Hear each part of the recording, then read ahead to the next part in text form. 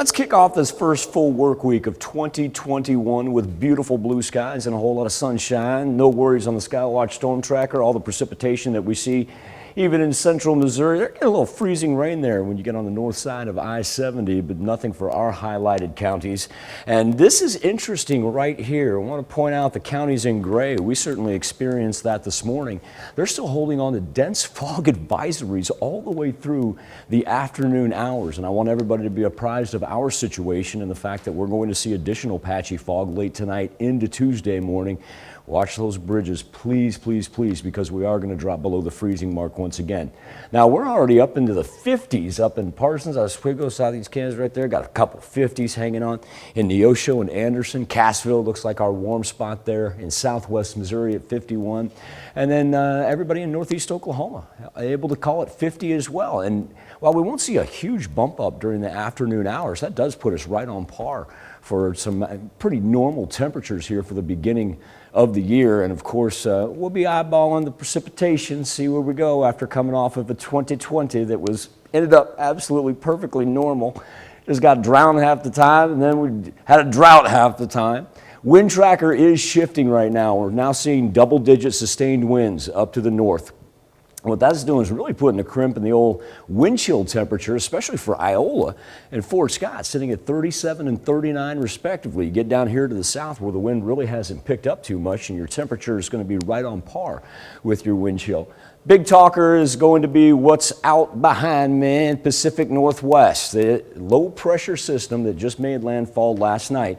And while it's going to present them with flooding concerns, especially with the burn scars from the wildfires that they had, this is actually going to be able to stay organized as that low pressure system you see kind of force the high pressure toward us for tomorrow, but then make it over the Rockies as one system that, usually we get something like that, it'll break up over the mountains. But this is going to bring us rain and maybe even some snow here by the end of the work week. Now, no one worries on Monday or Tuesday because that sun is here to stay. And then overnight, like I said, let's be very, very wary out there falling below the freezing mark.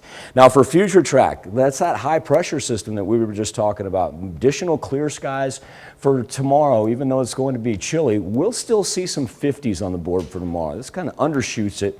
I'm going to go about 50 degrees by the time we get into our peak heating hours, so that'll be nice. And then on the backside of the high pressure, we see the clouds begin to grow, indicating that low that was coming off the Pacific Northwest headed our way right there.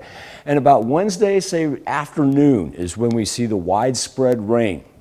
You'll also notice, too, there's not a whole lot of movement in it. It goes kind of north-south, but it has a hard time pushing out of here. And then on Thursday, the result of a cold front that's dropping in from the northwest gives us some snow on the backside of that. It's not going to be anything like what we saw last week as far as an elongated period, but that's something that we'll keep our eyes on there because of the rain-snow mix for the most part. This is what I wanted to point out, how that thing's able to stay together there as it creeps over the mountains. As far as the 7-day forecast goes, it's going to be chilly after that. That Thursday cold front's going to drop us into the 30s, and that's going to stick around with our next shot for snow after Thursday coming on Sunday. I'll just go ahead and I'll address the elephant in the room. It started last night and it hasn't come back. It has that nice raspy sound to it. Some people really like It's that. also why my personality may be a little bit tempered because I can't really have that loud outburst. Right. No, We're taking it's all the same level. We're trying to take it nice and easy and come back fully responsive for tomorrow. It's all right. So my apologies, 4 states. Hopefully it'll be back tomorrow for you. Honey, lemon tea. Yeah, I know. There I you was go. actually thinking about Lisa Oliga. She used to make me stuff when we worked together whenever my voice would begin to go. All right, thanks, Michael.